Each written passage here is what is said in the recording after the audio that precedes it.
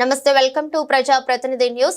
చేర్యాల పట్టణ కేంద్రంలోని పెద్దమ్మగడ్డ ప్రాంతంలో సిపి అనురాధ ఐపీఎస్ ఆదేశాల మేరకు కార్డన్ అండ్ సర్చ్ కార్యక్రమం జరిగింది. ఈ కార్యక్రమంలో CI L Srinu, SI Niresh, police సిబ్బంది పోలీస్ డాగ్స్ తో ఇంటింటికి వెళ్లి సర్చ్ చేశారు. అలాగే పేపర్ లేని బైకులు మరియు అనుమానాస్పదంగా ఉన్న వాహనాలను సర్చ్ చేశారు. ఎవరైనా మీ ఏరియాలో చట్ట వ్యతిరేక పనులు చేసినా వెంటనే 100కు డయల్ చేసి పోలీసు వారికి సమాచారం ఇవ్వాలని, అలాగే ద్విచక్ర వాహనం నడిపేటప్పుడు హెల్మెట్ తప్పనిసరిగా ధరించవాలని, ట్రిపుల్ రైడింగ్ లాంటివి చేయకూడదని, అలా ఎవరైనా చేస్తే చట్టపరమైన చర్యలు తీసుకుంటామని తెలిపారు. యువత ఇప్పుడు సైబర్ నేరాల్లో కూడా మోసపోతున్నారని, అలాంటివి జరిగినప్పుడు పోలీసు వారికి సమాచారం ఇవ్వాలని, ఇంకా ఈ కార్యక్రమంలో పోలీస్ డాగ్ సిబ్బంది మరియు పోలీస్ సిబ్బంది పాల్గొన్నారు.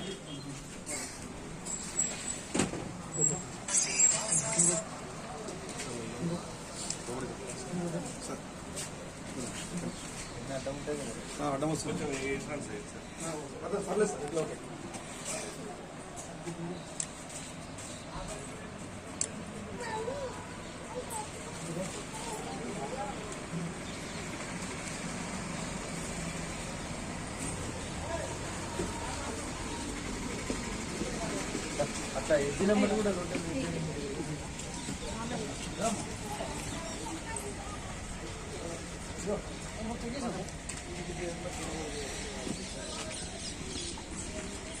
అందరు అప్రమత్తంగా ఉండండి. మీ పిల్లల్ని, మీ అన్న తమ్ముల్ని ఎవరికి వాళ్ళే పక్కింటి గురించి వదిలిపెట్టండి. నేను నా కొడుకు మంచిగా ఉండాలనుకోవాలి, మా తమ్ముడు మంచిగా ఉండాలి అంతవరకే చూసుకోండి. ఎవరికి వాళ్ళు మంచిగా ఉంటే అందరు దాదాపు ఏరియా అంతా మంచిగా ఉంటుంది. ఈ గంజాయి చెడ్డ పేరు ఉన్నటువంటి పెద్దమ్మగడ్డని ఇక నుంచి అది రాకుండా చూసుకోవాలి. చూద్దామా? అట్లే ఉంటుందా? చేర్యాలు ఎవరిని అడిగినా కానీ పెద్దమ్మగడ్డ దొరుకుతుంది సార్ అని చెప్తారు.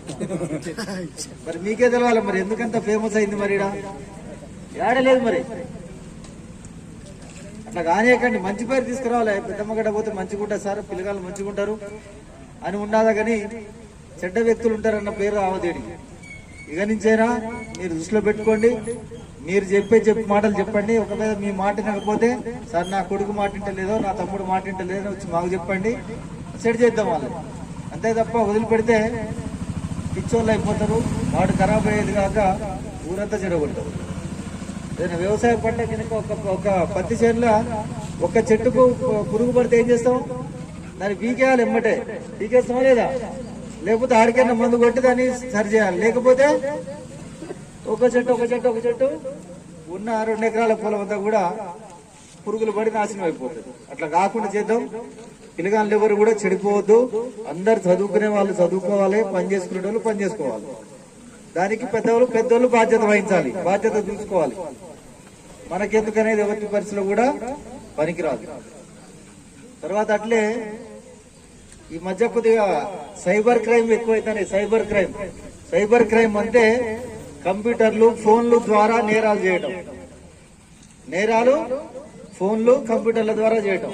ఇంతకుముందు దొంగతనం అంటే ఇప్పుడు కూడా అయితే ఎక్కడెక్కడ ఇంట్లో ఎవరు లేదు చూసి ఆ తాళం పలక కొట్టి లోపడున్న బంగారం పైసలు ఎత్తకపోతారు. ఆ ఎత్తకపోయేటోళ్ళు కూడా ఎవరు తెలుసా? ఈ గంజాయి తాగేటోళ్ళే, గంజాయికి అలవాటు పడ్డోళ్ళే దొంగతనాలు చేస్తారు. కాకపోతే ఇప్పుడు ఏమైందంటే గంజాయి లేకుండా మంచి తెలివిగా ఉన్నోళ్ళు ఈ ఫోన్లు కంప్యూటర్లు ఉపయోగించి నేరాలు చేస్తారు. దొంగతనాలు అందులో కూడా దొంగతనమే. మన పైసలు ఎన్నేడు ఉంటాయి?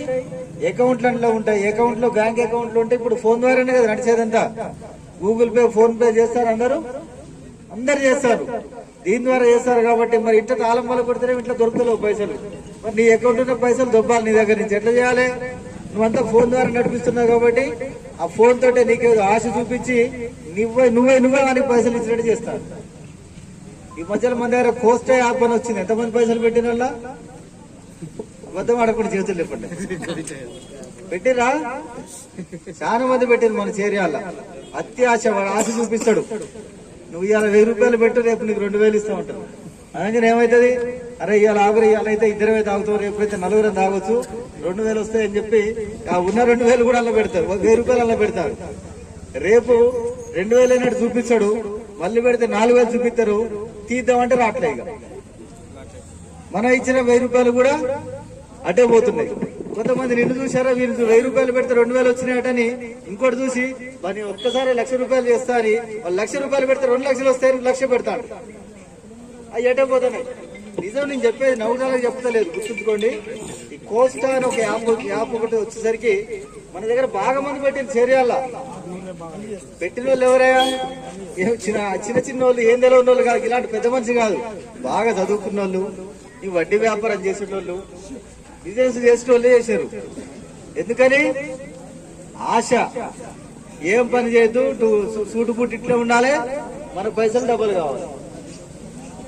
అయితే ఎట్లా అయితే డబ్బులు ఉట్టికి వస్తాయా?